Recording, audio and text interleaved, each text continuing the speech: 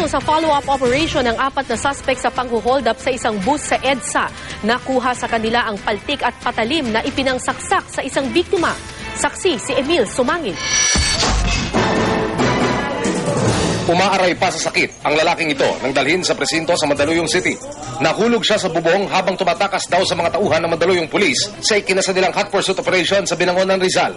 Sa isa umanong safe house doon, nahuli ang lalaki at 3 iba pa bandang alas 2 ng hapon kanina. Mga suspect sila sa pang-hold up sa 10 pasahero ng isang air-conditioned bus sa EDSA southbound paglagpas ng Shaw Boulevard kaninang madaling araw.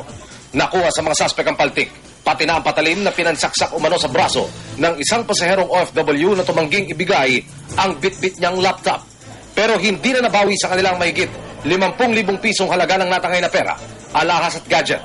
Ayon sa Mandaluyong Police, bukod sa positibo silang kinilala ng mga biktima sa Rogues Gallery, kilala na raw nila ang grupong ito na sinasabing veterano na umano sa mga holdapan. Yung mga suspect na to, nahuli na last year. So, in other words, may mga records na sila dito. Bukas nakatakdang isa ilalim sa inquest proceedings sa mga suspect. Emil Sumangil ang inyong saksi.